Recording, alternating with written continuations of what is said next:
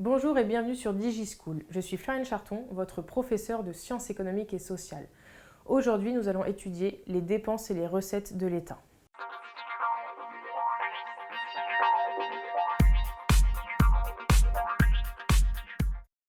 Il faut savoir que les recettes de l'État sont composées des prélèvements obligatoires. Alors, qu'est-ce que sont les prélèvements obligatoires?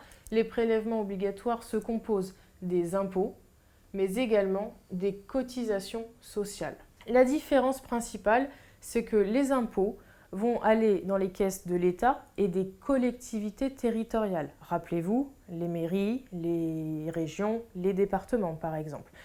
Les impôts vont être utilisés par exemple pour construire des infrastructures. Ça peut être construire un lycée, ça peut être financer une nouvelle classe par exemple, construire une nouvelle route. Tout ça, ce sont les impôts.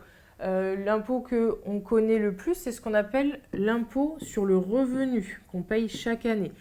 Si on lui donne son petit nom complet, c'est l'impôt sur le revenu des personnes physiques. Donc on l'appelle l'IRPP, mais tout le monde l'appelle impôt sur le revenu uniquement. Et il y a également dans les recettes de l'État les cotisations sociales. Les cotisations sociales sont prélevées, pour la majorité d'entre elles, sur nos salaires directement. Nous n'avons pas à les verser, c'est l'État qui vient les prélever à la source, c'est-à-dire avant même qu'on reçoive notre salaire, la partie cotisation sociale a déjà été enlevée par l'État.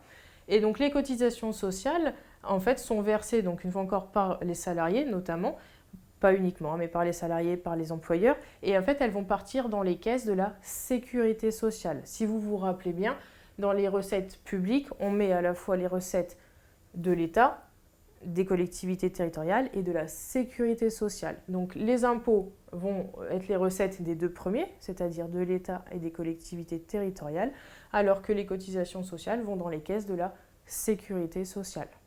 Pour les dépenses de l'État, même principe, rappelez-vous, dépenses de l'État, c'est-à-dire dépenses de l'État, des collectivités territoriales et également de la sécurité sociale.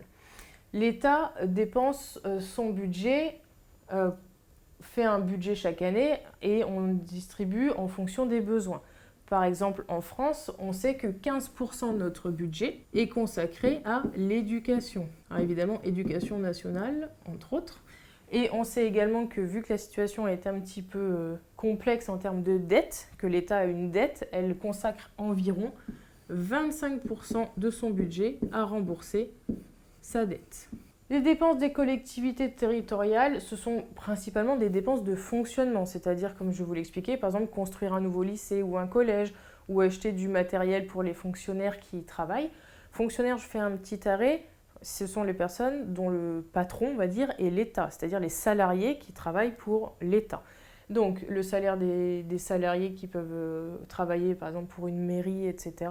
Ça peut être tout simplement les stylos ou le papier ou les imprimantes. Ça peut être les chaises, éventuellement, des bureaux. Tout ça, ce sont des dépenses des collectivités territoriales. Il en existe évidemment d'autres, ce n'est qu'un exemple parmi d'autres.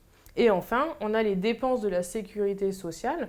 Et là, on parle des prestations sociales. Rappelez-vous, si je suis malade demain, alors, vu que j'ai cotisé au préalable, l'État va me verser des prestations sociales. En fait, les prestations sociales, c'est un revenu parce que je suis malade ou parce que je suis au chômage. En gros, c'est un revenu que je touche parce que je fais face à un risque social. Et donc, l'État intervient à ce moment-là.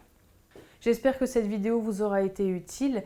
N'hésitez pas à aller voir d'autres vidéos concernant la régulation des économies contemporaines.